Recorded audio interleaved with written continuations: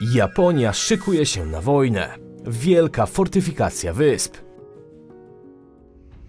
Japan is changing its foreign policy strategy. Now, Japan has unveiled plans for its biggest military build-up since World War II. Japan really does see itself in a very, very difficult strategic environment. Japan is an immediate neighbor to Russia, North Korea, and China. Japan is wary of a rising and muscular China. Japan and the United States remain united in our concern over China's destabilizing actions. North Korea's latest missile test is outrageous and unacceptable. PS dla niewtajemniczonych to reupload poprzedniego materiału z uwagi na pewien błąd weryfikacji przez Content ID. Poszerzyłem go też o nowe ciekawe informacje.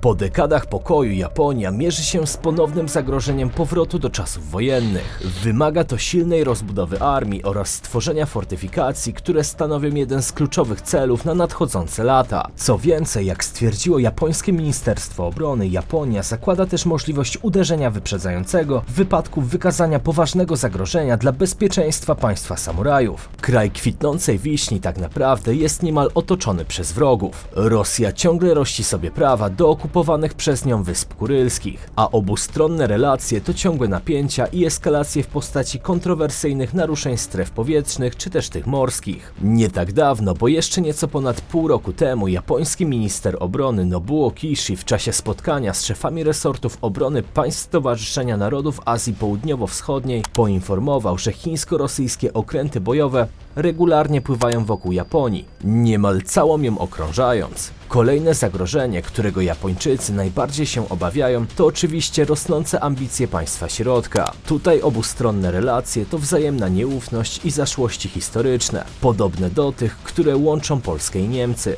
Japończycy też dokonywali krwawych rzezi na ziemiach chińskich, a ludzi tam żyjących traktowali jak tych drugiej kategorii. Okupacja japońska była naprawdę bezlitosna. By zrozumieć obecnie, co niepokoi Japonię, wystarczy spojrzeć na mapę. Od północnego krańca Tajwanu na Okinawę jest mniej więcej godzina lotu. O tym, że japoński archipelag może być następnym celem chińskim, powiedział wicepremier Taro Aso. Obiecał też, że Japonia stanie u boku USA w obronie Tajwanu. Odczuwamy gwałtowny wzrost zagrożenia bezpieczeństwa wokół naszego kraju. W krajach i regionie otaczającym nasz kraj coraz wyraźniejsze staje się wzmacnianie potencjału nuklearnego i rakietowego. Szybka rozbudowa wojskowa oraz próby jednostronnej zmiany status quo poprzez władzę. Ostatnim wrogiem Japonii jest oczywiście Korea Północna. Tutaj mniej więcej co miesiąc słyszymy komunikaty o północno-koreańskich pociskach, które przeleciały nad Japonią lub tuż obok niej, wpadając do Morza Japońskiego lub gdzieś dalej do Oceanu Spokojnego. Kim wielokrotnie straszył Japończyków, a wobec rosnącego zagrożenia nuklearnego na Półwyspie Koreańskim to kolejny groźny przeciwnik. Teraz Japonia musiała wydać też rozkaz zestrzelenia północno-koreańskiej satelity szpiegowskiej, przez co armia postawiona jest w stan gotowości. Kim Jong-un zapowiada też odwet. Działania Korei Północnej, w tym powtarzające się wystrzeliwania rakiet balistycznych, stanowią zagrożenie dla pokoju i bezpieczeństwa regionu naszego kraju oraz społeczności międzynarodowej i są poważnym wyzwaniem dla naszego kraju i całej społeczności międzynarodowej. Ponadto te wystrzeliwania rakiet naruszają rezolucję Rady Bezpieczeństwa. W świetle tej sytuacji będziemy nadal badać wszystkie opcje, w tym tzw. możliwości kontrataku.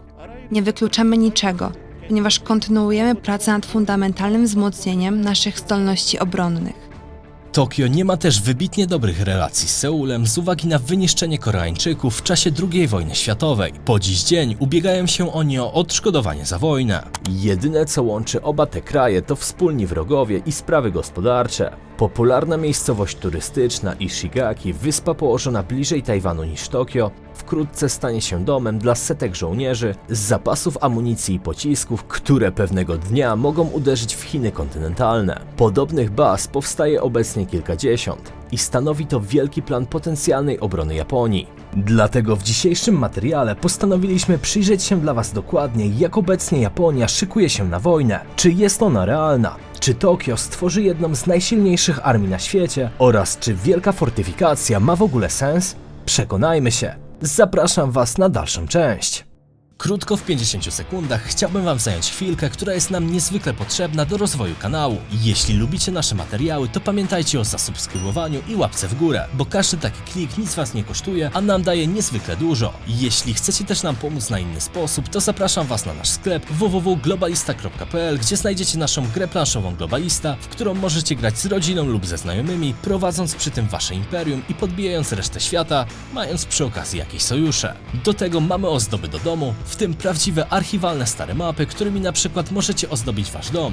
Do tego plakaty polskich miast i wiele innych. Zamawiając coś od nas pomagacie całemu naszemu zespołowi i sami dostajecie coś, co Wam się z pewnością przyda. Więc jak to się mówi, wilk syty i owca cała. Jeśli nie macie na to czasu, to po prostu obejrzyjcie ten film, za co też Wam serdecznie dziękuję, bo bez Was tego wszystkiego by nie było. A teraz czas na materiał.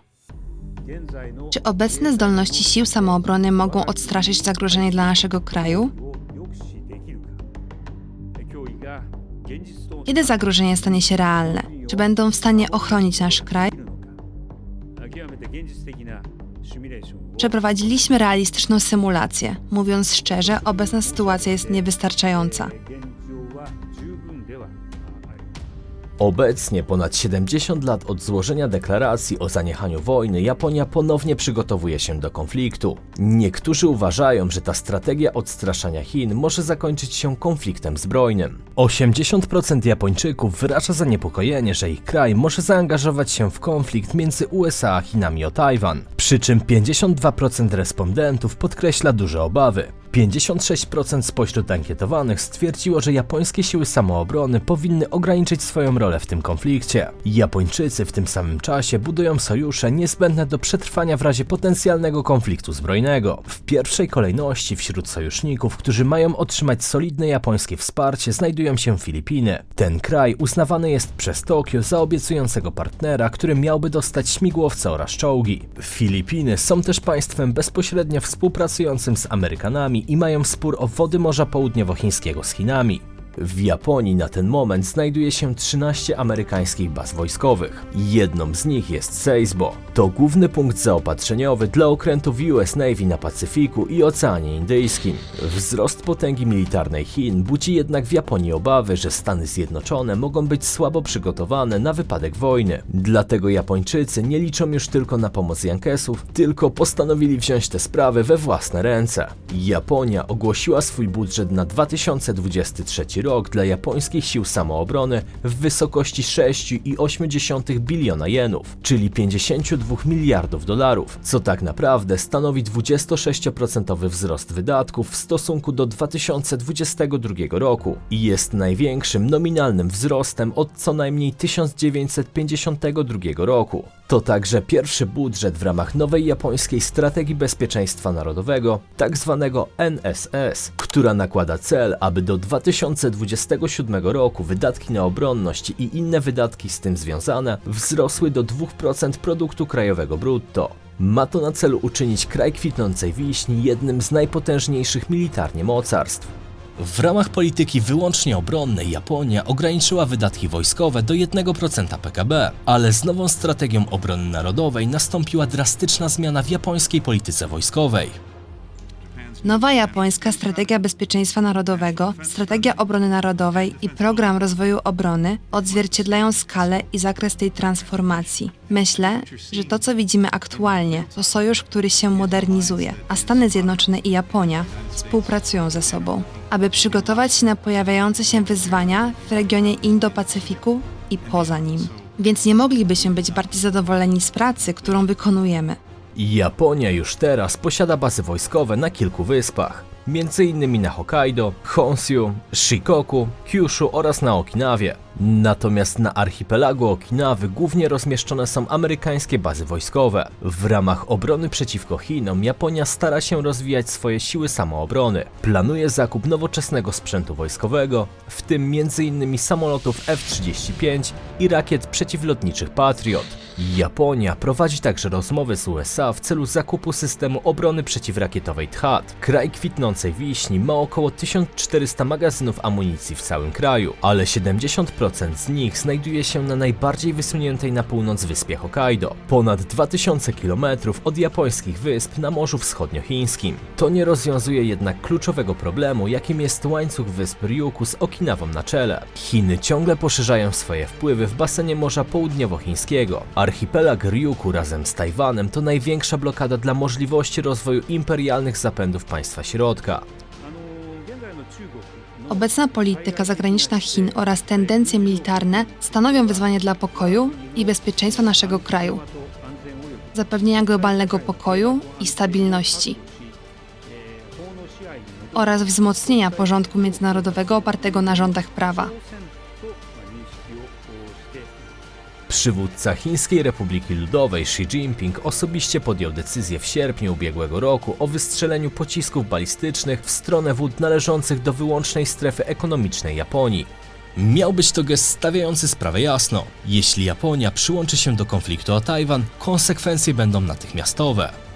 Władze z Tokio nie odpuszczą Tajwanu i jak same stwierdziły, pomogą USA w razie konfliktu z uwagi także na własne interesy w tym regionie. Krótko mówiąc, jeśli Ben Hawks, będący jednym z amerykańskich generałów, stawia sprawę jasno, że Chiny zaatakują prawdopodobnie do 2025 roku, to Japończycy nie mają zamiaru próżnować, ponieważ ten konflikt, czy tego chcą czy nie, ich nie ominie. Dobitnym dowodem na ten scenariusz ma być fakt, iż Japonia rozważa budowę dużego schronu ewakuacyjnego dla wszystkich mieszkańców na wyspie Okinawa. Do tego przygotowywany jest plan ewakuacji mieszkańców położonych najbliżej potencjalnych działań zbrojnych. Mowa o ludziach na wyspach Taketomi i Ishigaki, w tym zwłaszcza tych zamieszkujących Yanaguni, wyspę położoną zaledwie 100 km od Tajwanu. Ministerstwo Obrony szacuje, że siły lądowe będą potrzebowały około 90 dodatkowych składów amunicji w ciągu następnej dekady. Jedna z propozycji zakłada budowę blisko 70 magazynów amunicji w ciągu najbliższych 5 lat, a większość z nich miałaby się znaleźć w archipelagu Ryukyu, ponieważ na dzień dzisiejszy tylko 10% całej japońskiej broni zostało tam rozlokowane.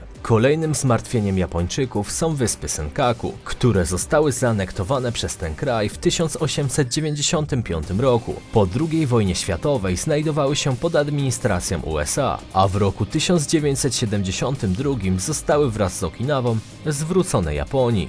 Wyspy te są przedmiotem sporu terytorialnego pomiędzy Japonią, Chinami i Tajwanem. Konflikt ten wybuchł pod koniec lat 60. XX wieku wraz z pojawieniem się informacji, że mogą tam znajdować się bogate złoża ropy naftowej.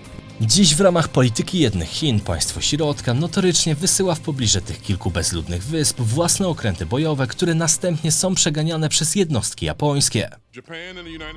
Japonia i Stany Zjednoczone pozostają zjednoczone w naszym zaniepokojeniu destabilizującymi działaniami Chin. I chcę potwierdzić zobowiązanie Stanów Zjednoczonych do obrony Japonii przy użyciu pełnego zakresu zdolności, w tym broni jądrowej. Oraz podkreślić, że artykuł 5 Traktatu o wzajemnym bezpieczeństwie ma zastosowanie do wysp Senkaku. Jednak ten punkt zapalny jest kluczowy w najbliższych latach, ponieważ potencjalne zajęcie tych niewielkich wysepek przez Chiny dawałoby możliwość utworzenia rakietowej fortecy zdolnej zamknąć Tajwan od strony Japonii, a dostawy mogłyby być prowadzone jedynie z południa, które jest dużo gorsze w logistyce z uwagi na strome nabrzeżne klify. Wówczas obrona tej wyspy byłaby niemal niemożliwa. Sporne wyspy pozostają pod kontrolą rządu w Tokio, który określa je jako nieodłączną część japońskiego terytorium. Władze Japonii regularnie informują o wtargnięciach chińskich jednostek na wody otaczające wyspy, które Tokio uznaje za swoje wody terytorialne. W 2022 roku do takich incydentów dochodziło ponad 30 razy, a pierwszy w tym roku miał miejsce 10 stycznia. Japonia regularnie prowadzi w okolicy tych wysp ćwiczenia, a w planach na najbliższe kilka lat jest tam utworzenie małej bazy wojskowej, aby zabezpieczyć japońsko-amerykańskie interesy w tym regionie. Kluczowym komponentem fortyfikacji ma być dynamiczny rozwój przemysłu zbrojeniowego, który stał się teraz priorytetem. Budowa potencjału w zakresie systemów rakietowych to jeden jeden z priorytetów rozwoju japońskich sił samoobrony. Oczywiście rozwój własnych technologii rakietowych to tylko jeden z obszarów, w które inwestuje Japonia. Oprócz tego buduje systemy we współpracy ze Stanami Zjednoczonymi. Takim projektem jest chociażby pocisk Standard SM-3 Block 2A, a więc broń przeciwrakietowa, która będzie używana również w bazie rakietowej w Redzikowie. Instytut Badawczy Japońskiej Agencji Kosmicznej JAXA zakazał przyjmowania naukowców z Rosji i Chin, by chronić wrażliwe dane, które mogłyby być wykorzystane w celach wojskowych. Japońskie siły samoobrony rozpoczęły także budowę nowej bazy lotniczej na Mage, niezamieszkałej wyspie w prefekturze Kagoshima. Baza ma pomieścić amerykańskie myśliwce przeniesione z wyspy Iwoto, zwanej również jako Iwo-Jima. Według japońskich urzędników do spraw obrony Mage, położony na wschodnim krańcu Morza Południowochińskiego, stanowi świetną lokalizację dla bazy wojskowej. Jeśli spojrzymy na najnowszą mapę baz wojskowych USA w Japonii, można odnieść wrażenie, że kraj przygotowany jest na aż 3 strefy działań operacyjnych. Jedną z nich stanowi Ryukyu z Okinawą na czele. Tutaj głównym celem jest obrona Tajwanu i potencjalna blokada Chin. Kyushu oraz Chugoku to potencjalne zaplecze wsparcia Korei Południowej w konflikcie z Koreą Północną. Na północy jest natomiast Hokkaido, najlepiej dozbrojone i posiadające aż 70% amerykańskiego sprzętu. To zaszłość jeszcze z czasów zimnowojennych. Dziś to oczywiście potencjalna lokalizacja, z której można prowadzić działania militarne przeciwko Rosji. Wobec planów zwiększenia uzbrojenia Japonii do 2% PKB tego kraju, to przy $5 bilionach rocznie przełoży się to na aż $100 miliardów, co spowoduje awans do grona 3 największych militarnych potęg świata. To będzie prawdziwy game changer w globalnej geopolityce, ale też dowód na to, że Morze Południowochińskie to jeden z najbardziej zapalnych regionów na świecie. Niemniej z tego militarnego kotła nie cieszą się mieszkańcy, którzy się w nim znaleźli. Mają oni poczucie, jakby wojna nigdy miała się nie skończyć. Wszyscy żyją jeszcze wydarzeniami z Hiroshimy i Nagasaki oraz tego, co miało miejsce w czasie II wojny światowej. Nic nie zanosi się na to, aby w najbliższych latach doszło tam do deeskalacji w obliczu powrotu Amerykanów na Filipiny, budowy nowych baz w Japonii, a także otwartego wsparcia Tajwanu przez USA wobec polityki jednych Chin. Do tego starcia prędzej czy później dojdzie i widać, że każda ze stron na taki wariant się szykuje. Wojny to nieodłączny element ludzkości, a ilekroć zmienia się władza lub priorytety, to świat układany jest na nowo. Mocarstwa upadały i się rodziły nowe, a dziś mamy 2 główne bloki, czyli ten demokratyczny, który też idealny do końca nie jest, oraz ten autorytarny, który także ma swoje plusy i minusy. Wojna na Ukrainie to tylko jeden z elementów ciągłego ścierania się największych sił tego świata, więc tylko ludzie naiwni mogą wierzyć w długotrwały pokój na naszej planecie. To utopia, która nie istnieje i nigdy w historii nie było momentu, w którym ludzie by ze sobą nie walczyli, więc pomysł Japonii w kwestii zwiększenia bezpieczeństwa zdaje się, że ma bardzo duży sens. Sami to ocencie w komentarzach. Z mojej strony to tyle na dziś. Trzymajcie się. Cześć.